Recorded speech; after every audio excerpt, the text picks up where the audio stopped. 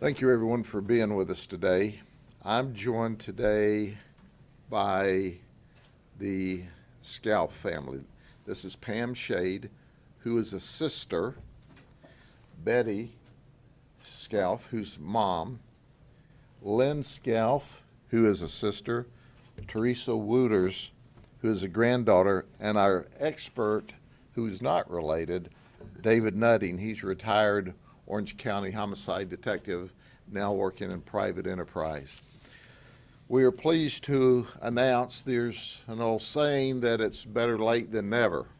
Well, this is late, but it's better late than never. Let me introduce you to Teresa Scalf. 37 years ago, on October 27th of this year, she was murdered. She was viciously murdered. She was only 29 years old, and she was viciously murdered by an unknown suspect. She had defensive wounds where she fought this suspect off, but he aggressively stabbed her and cut her. Now, I'm giving graphic details only because Mom said I could, because you don't mess with Mom, and I would never say this without her saying. He cut her head almost off. It was violent, and it was horrible. There was a full investigation at the time to try to find who did this. Mom discovered her daughter and called us, and you'll hear more about that in a minute. Detectives worked on the case at the time. I remember the case vividly. We worked and we worked and we worked. Teresa at the time was a registered nurse at then Lakeland General Hospital, which is now Lakeland Regional Health. We never gave up on this case. We investigated it through the years, and I want you to clearly understand when this occurred in 1986, there was no DNA. There was no DNA genealogy. We knew that we had Teresa's blood, and we had another unknown source of blood, but there was no way to match that. Then in the 2000s, CODIS came along. So we took our suspect's blood that we'd run a DNA on and put it in the CODIS database, certain that we would get a hit for someone who would viciously murder this beautiful young lady. Nothing at all. And the investigation went on. We suspected a lot of people. We talked to a lot of people. There were literally thousands of hours of investigative work that went into this case. But as technology improved, one of our detectives, Matt Newbolt, who is not only assigned to homicide, but cold case homicide, had Teresa Scalf's photograph on his desk from early 2015. He said, I'm going to figure out who murdered Teresa. And that's exactly what he did. This is who murdered Teresa, Donald Douglas. He was 33 at the time of the murder. He's dead. He died of natural causes when he was 54 years old. He and his brother owned D&D Electric. His brother is also deceased. As it turns out, Donald lived behind Teresa. Detectives talked to Donald at the time of the event as they were doing neighborhood canvasses, but there was nothing at all out of the ordinary. We know that Matt worked with our colleague here that retired from the Orange County Sheriff's Office. He's going to talk to you. Othram is a private lab that does genealogy DNA. Matt, once he found out that we were able to work a genealogy on the DNA, had to trace this case back to 1949 when a third cousin to Donald Douglas had an affair and had a child not by her husband. So we traced DNA and genealogy back to 1949 and an illicit affair that led us in the direction of ultimately Donald Douglas. When we were able to work the genealogy up into the modern era, Matt met with Donald Douglas's son and said, hey, we'd like a blood sample. We're working a murder investigation. The son to Donald Douglas was totally cooperative and was in horrible shock. His dad, and here's the key to it, had never, ever, ever been arrested. Ever. Donald's son was certain that Matt Newbolt, Detective Newbolt, was just chasing another dead end because there was no way in the world his dad would murder anyone. But he cooperated because that's what good Americans do. He provided the DNA. We took it back to the lab. The lab said, hey, that DNA is the son of the person who did the murder. And that's how we found Donald Douglas. If it weren't for modern science, we still would wonder how in the world or who in the world murdered this beautiful registered nurse that worked in a trauma unit, saving lives, making people better, and died that fateful night. Words can't explain the graphicness and horribleness that we saw and that Mom discovered when she was called when her child didn't show up for work. Mom knew that wasn't how it was. But before we get to the family, I would like to ask David to come up and tell you a little bit about what he does, and then he turns that data over to the detectives, and we have to then do investigative legwork, which Matt Newbolt, and I asked Matt if he wanted to speak, and he said, no, I'm good, boss. He's going to be my subject matter expert anyway, and I'm going to bring him up and introduce him in a minute because he traced this back from 1949 and an affair with a third cousin between neighbors a long, long time ago. So David, come up and talk about that. Thank you, Sheriff.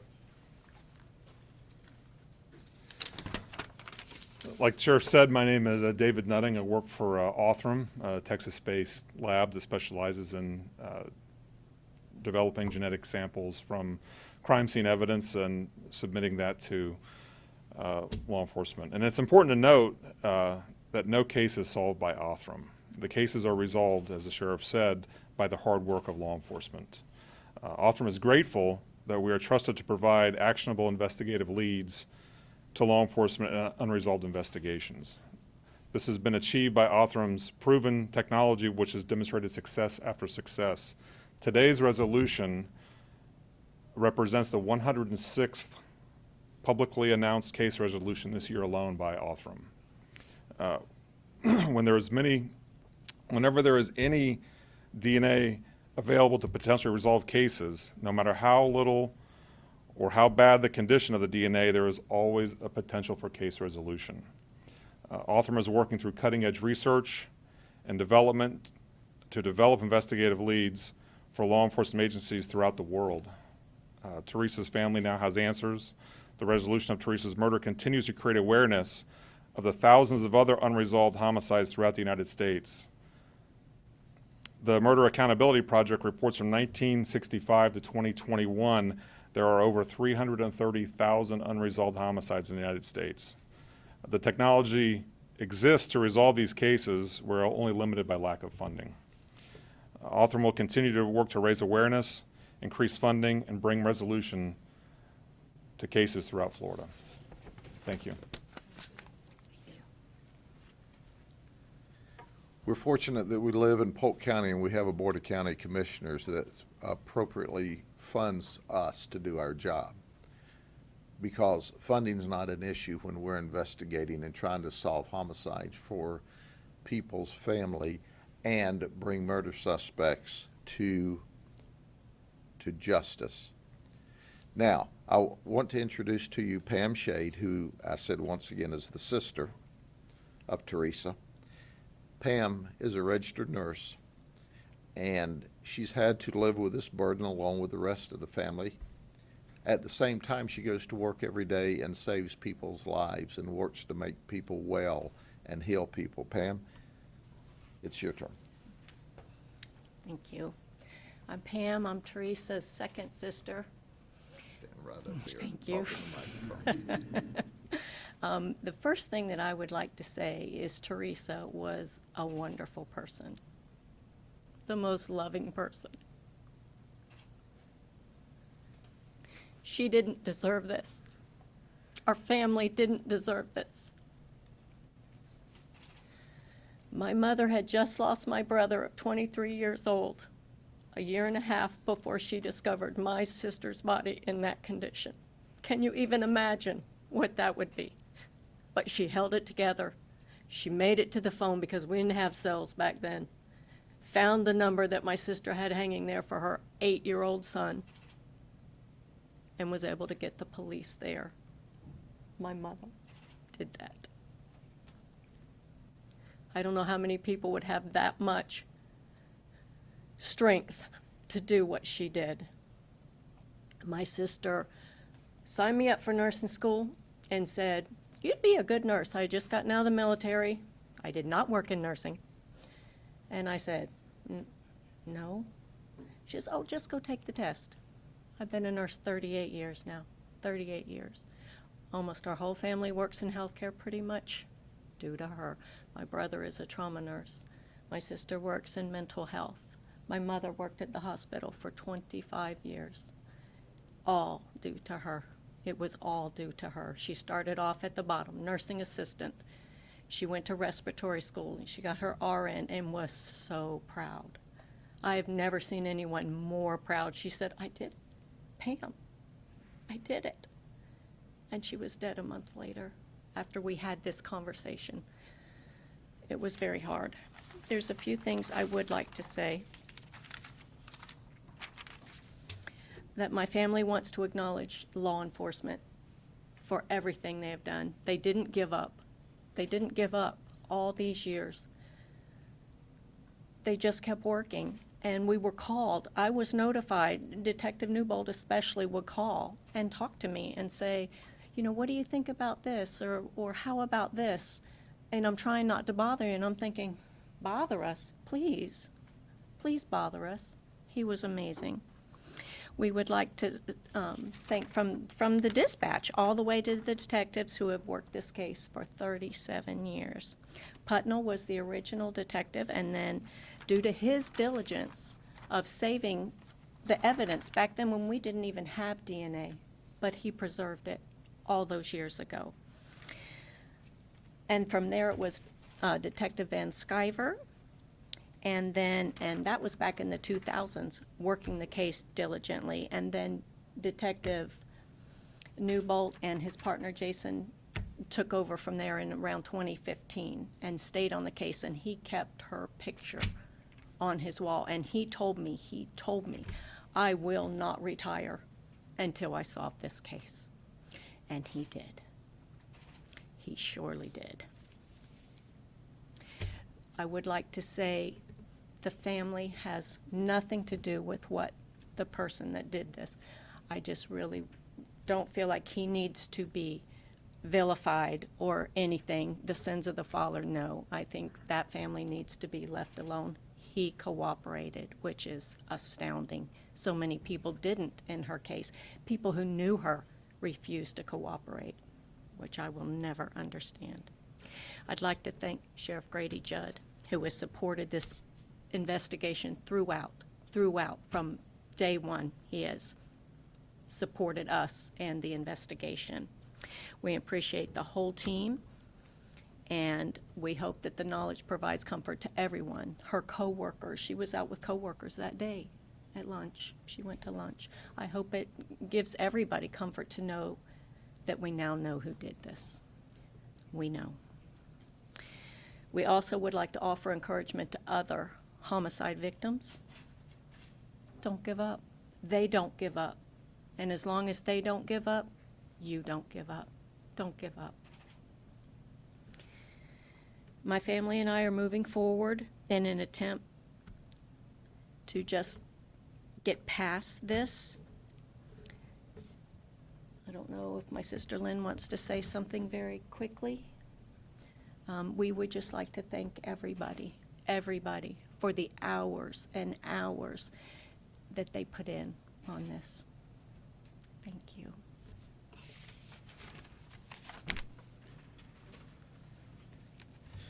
Now, Betty wasn't going to speak, but I don't know that I've ever met a stronger lady in my life, and certainly a stronger mother. Her son died in a diving accident in Itchinatuckney Springs, I believe, doing what 23-year-old kids do. They swim, they jump off of docks, and he broke his neck in a swimming accident. And then a year and a half later, she's the one that walked in and found her daughter, not just murdered, but horribly, horribly, horribly murdered. And it's this wonderful family and our passion to solve cases for the victims and to bring justice that caused us to never give up. But it really, really helps when the family never gives up. So Betty, would you come up here and speak to them for just a second from your heart? All I want to say is I'm 84 years old. I lived to see this done. I think that's why I lived so long. Matt, come on up. You got to meet the guy who put all of this together and never gave up. And he started explaining to me all the details that he had to go through in order to solve it. And I said, Matt, you're way over my head. But I want you to meet this detective who is simply the very best homicide detective that I've ever been around, and our entire team is outstanding. But he never, ever, ever, ever gives up on his cases. Give him a brief overview of what you did on this case, brother. Thank you, Sheriff. My name is Matthew Newbold, and I work cold case, as you know, and during this case, I started working in 2015. In 2022, we partnered with the Othram Incorporated Lab. It gave us the ability to sort through family trees, which is a painstaking process in order to work our way down to the offender. And that's what we did in this case. It's a very long, painstaking process. He had brown hair when all this started. Okay, that's great. I do want to say one statement from an editorial perspective. You know, every time we find a new technology to solve crimes, bring suspects to justice, and resolve cases for families, we're attacked. And as a result of being attacked for all the technology, I want you to know, had we not persevered and had this technology not been here, we would have never brought resolution of this horrible, horrible event to this family. And certainly the suspect is deceased and he can't be sent to prison for a long time. But my prayer is that he was in mental prison for what he did his entire life. And to give you an illustration of that, and I'm going to push Lynn to talk a little bit. Tell them about the bumper stickers on the car that was new technology at the day that people resisted. Come up here and tell them that new technology would have made a difference then, and ultimately it occurred. And now this new technology made a difference. But as a society, we've got to continue to do better to solve crimes, but more importantly, to prevent crimes from occurring. So tell them about the technology that Teresa had on her car. Teresa was a very petite female, and she started working as a nursing assistant at 18. By the time she was about 21, 22, she was a phlebotomist. Then she became a respiratory technician and then a nurse, and she saw suffering. She used to cry when she had to stick babies for blood, and she cried when the teenagers came in car wrecks. She liked working as ICU because she provided comfort to those suffering and to their families.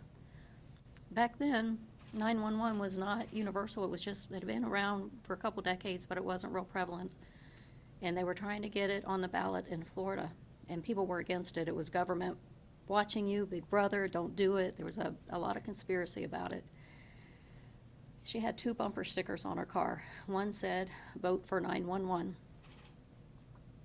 The other one said, "Don't take your organs to heaven. Heaven knows we need them here." Because of the way she was killed and the length of time that passed between my mom found her, which was about probably 10 hours by guesstimates, she couldn't donate her organs. But she was the kind of person that if you asked her about something, she would engage in dialogue. So hopefully that encouraged some people to consider that pathway. There was no 911. When my mother, who was horrified by this thing that happened, she had to go to Teresa's refrigerator and find the little magnet that we used to have back then that had the sheriff's number on it. And then she had to have the presence of mind to call that and come up with my sister's address. And she'd only been to the house twice. Teresa hadn't lived there that long.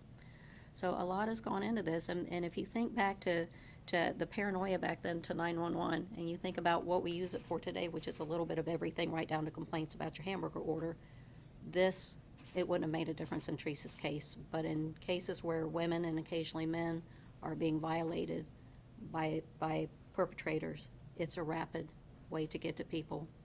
So we appreciate the DNA. I don't care how they get it. I don't care how they get it. I don't care if they use your DNA, 23andMe or whatever it's called. I don't care. Detective Putnell managed to get that evidence, and this gentleman and his company managed 37 years later to use that. We don't have closure for grief. There will never be closure when you have something this violent against a decent human being. It's not human. It's not humane. So for that, we will have no closure.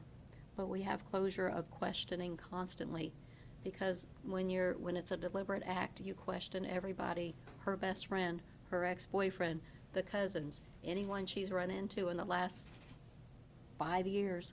So all of this technology is here as a benefit. And I'm telling you, the only people complaining about it are those who don't want the technology used. And there's a reason for that. And I do want to say, Matthew Newbold has been just amazing. The whole team was good. But I really can't say enough about what he and Jason did together. And Sheriff Judd, he allowed them to do what they needed to do. He gave them a lot of leeway. And many sheriffs would not have done that. And so we're so grateful. And that's all I want to say. Thank you for being with us to honor Teresa's memory today. Acknowledge her, Teresa, please. Thank you very much. Acknowledge her grandmother. Yes, also we have our Teresa Wooters is the granddaughter of Teresa Scalf. She's here today. And she didn't have the opportunity to know her grandmother because of this horrific act.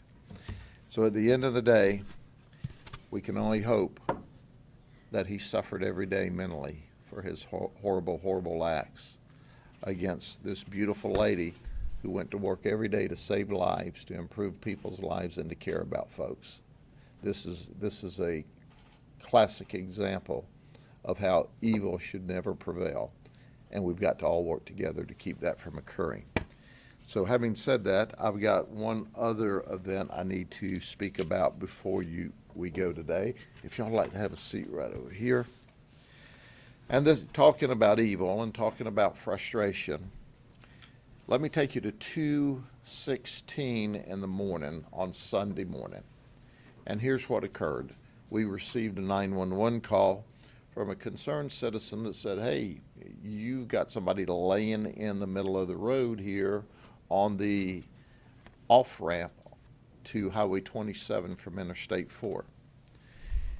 We're releasing his picture because the family said we could. This is Kevin Berry. He's our victim. He's 58 years of age. He's a truck driver. He's also a trainer. He was very proficient in what he did and was well thought of by his company. He was with a private contractor moving product for Amazon. He was on his way to work. It appears from our only witness that we found now, he was involved in a road rage incident. A witness said that as they exited off of Interstate 4, this is vehicles traveling east out of Orlando, onto the exit ramp to Highway 27, the witness said they saw our victim's white Dodge Ram 4x4, 2017 model, in a road rage incident with a dark-colored, compact two-door vehicle with a luggage rack on the top, possibly an older model vehicle.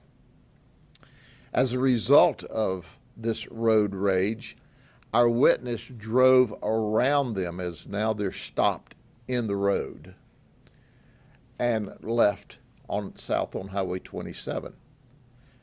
As our witness describes how the vehicles were parked at the time, that was not how the vehicles were parked on the ramp upon our arrival, so obviously there was more conflict after our witness vehicle left. We also know that there are at least 3 more vehicles that should have seen the road rage incident. Now, I can tell you right now, those other 3 folks, probably like this one witness we've discovered so far, had no idea there was a shooting. They probably drove around to get out of the way and leave. We need to talk to those 3 people and to anyone else who might have seen this possible road rage event just prior to 2:16 in the morning on Sunday morning. He is not dead yet, but there seems to be absolutely no chance of survival. He has a significant gunshot injury, and the hospital tells us his prognosis is at very best grim. So no, he's not legally deceased yet, but he will be. We need to find out who shot him and why. We need to know why a road rage incident ended up in the condition he's in right now. So at the end of the day, we know there are witnesses. We know that he came from Altamont Springs. We know that he always showed up for work early, and today, that Sunday morning would have been no exception. We also know that he was known to be hot-headed if he were challenged. So according to friends, that if someone tried or started a road rage incident, he would push back. So at the end of the day, we've got to solve this case. We've got to find out who shot and killed Kevin Berry and why they shot and killed him. So at least 3 other vehicles saw part of the road rage. They probably had no idea that a shooting occurred. They may have been long gone by the time the shooting occurred, but we need to talk to them to see what they may know so we can solve this case. To clarify, were the vehicles coming east or westbound? They were coming eastbound, and they were coming westbound, and then they were exiting to go southbound on 27, eastbound from the Orlando Altamont Springs area, and then they were looping around on the exit ramp from westbound to go south or north on 27. Sure. Do you have any sense of what the motive was? We believe it was a sexual rejection. We think he had some interest in her sexually, and obviously she didn't have any. We saw a lot of defensive wounds. She never had a relationship with him. So we believe that he was angry and upset because she wouldn't have a relationship with him. Was he ever on your radar? He was never on the radar. He was interviewed during the original neighborhood. He had the right answers. He didn't have any obvious injuries that we're aware of. And he was just one more of the neighbors we talked to. We talked to all of the neighbors in the area, and he didn't arouse any suspicion in the detectives at the time at all. Other people did. We investigated and investigated and investigated several people, and we ultimately were able to eliminate them because we just didn't have evidence. But this guy was never, ever on the radar. Could I say something? Yes, ma'am. Come up here. I just need to say this. It was pouring down rain that day. It rained all day and it was Come up still here so they misty can rain that night.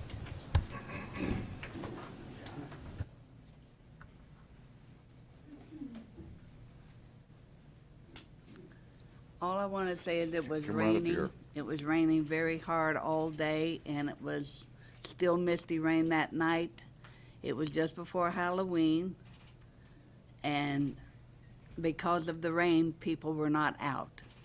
Usually the kids would be out playing, but it was raining. They were not out. And of course, by the time, I think she was killed in around 3:30 in the afternoon. And by the time I got there at 8 or 9 o'clock at night, all the evidence had been washed away by the rain. That's why they had such a hard time trying to find him, because the rain had washed away everything, the blood, the footprints, everything. So they turned I was there. They turned the dogs loose. Dogs could do nothing. The rain had washed it all away. So the detectives have done a marvelous job. They have. Can I say something? Yes, ma'am. Teresa had told us about some creepy neighbor that had showed up at her house with what looked like he had yanked a flower up out of the ground and slapped it into a pot. And he was sort of stalkerish. She had told us about him, but she'd never described him. So anybody, but especially ladies, if someone's being creepy, don't just tell your sisters. Tell them what he looks like. They knew. They went through that neighborhood repeatedly. Turned out the guy lived right behind her. She didn't know him. She didn't know his name. My mom worked at the hospital. It was much smaller back then. We all knew each other. I've worked there. My sister, my brother, we've all worked there. And when she didn't show up to work, they called my mom. My mom broke into my sister's house with a credit card. My mother's not a master thief. So if she could break into that house with a credit card, it wasn't really hard. I don't know if he was waiting for her. It would make sense based on what was there. She had gone out to lunch with friends and returned. My mom talked to her at the phone at 2:30. She said, go ahead and pick my son up from school. Mom took him home. She worked midnight shift. It wasn't unusual to fall asleep. And then when she didn't show up, Mom thought she went straight into work. But my point of all this is, if you are getting a creepy vibe, don't just tell your sisters, this creepy neighbor is doing weird things. Give a description. If we had had that description that the sheriff just showed you, that would have narrowed it right down. Large man, scruffy, 30-ish. Think what that would have done to the potential pool of suspects. So please, I'm looking around at a lot of women in here, and I do know men get stalked. And I do know guns equalize the odds. I also know they equalize the odds for us women in our favor. Thank you. What sort of evidence was preserved from the scene, though, after all these years that you all were able to collect that DNA? That blood. That's when there's defensive wounds and when a knife shoots, you're obviously looking for scratches on the suspect. You're looking for where they possibly cut themselves. Obviously, he was cut in the process. There was blood. His blood was there. But they talked to this guy, and they didn't see anything. So, I mean, that's 30-something years ago, and I can tell you that we worked diligently then because she was a young lady. She was viciously murdered. This was not a lover's quarrel gone bad. It was abundantly evident that someone had horribly murdered this lady. So whenever the neighborhood was done, for whatever reason, there was no evidence other than his blood at the scene, which means he should have been injured, but they didn't see anything. But thank goodness the crime scene folks did a remarkable job, or we wouldn't have had anything today. Could you tell us about him, who he was, what he did? Was he married, divorced? At the time, he and his brother owned D&D Electric. He was an electrician. And he was not married, I don't think, at the time. And he had no arrest record, was on no one's radar. Matt, do you have other details about him? No, sir, that's about it. He was such a non-event, he didn't even get on the radar screen at all back in the day. And so, was there forced entry into the house, or did you just think he They got into the house some way through, and I don't even remember. Matt, do you remember how? I don't remember those details. What we could tell you is that there was no forced entry to the residence. And it was actually secured, like Betty said, when she got there. Can you speak to the DNA itself? I mean, this was made possible through 23andMe and Ancestry.com, like those kinds of programs. And then how do you link it? You find out DNA that somebody lived nearby. How does that all work? Without getting too much of the weeds on it, but yes, we use programs, and we work with a genealogy company, and we basically build a family tree of DNA that people publicly put out there that we could use. So they have to opt into that. Not everybody has their DNA open to the public like that if you use 23andMe, but you can opt in to do that. And that's how we start building the family tree in a nutshell. How was he related to this affair in 1949? He's not related to that per se, but there was, one of the distant family members, we were able to track that family line up to the Douglas family line and then connected them. So yes. Meticulous. Yes, it's Painstaking, I know. very painstaking, very difficult to sit here and explain. You'd have to look at charts and graphs, and you'd probably still get lost. But thanks to the help to the lab and the genealogist, and really thanks to the help to our sheriff and his staff for giving us the opportunity to be able to do that. And that led you to identify the son? Well, yes, we knew based on looking at the family tree, it led back to Mr. Douglas, which is deceased, but we knew that he had a son, so we were able to get the son's DNA, which confirmed that he would be the son of the offender. How did you feel after all these years being able to connect the dots and finally solve this? Well, I just feel good for the family, and that's what I'm here to do, Is he connected to any other? not to our knowledge. His DNA is obviously in the CODIS database, so if there is any other connections ever made, we'd be able to make that connection, but not at this time. And his DNA was put in the CODIS back in the early 2000s. And obviously it's not hit at this time. But quite frankly, it's because people agree to let us look at their DNA. And the fact is, this affair from 1949, Douglas probably didn't even know these people. They're that distant a relative. But based upon that, then you have to build the tree and work forward to somebody that is a closer relative. And the only help you get, it's either on mom's side or dad's side, so you can eliminate half of the country at one time. What does the son say? He was just mortified. Just mortified. His dad had never been arrested, never had any trouble. And here we're telling him his dad he didn't just murder somebody. It wasn't like he had a fight in a bar and hit somebody. He stabbed and cut and mutilated this lady. Could I say one more thing? You can say anything you want, Mama. We don't mess with mamas around here.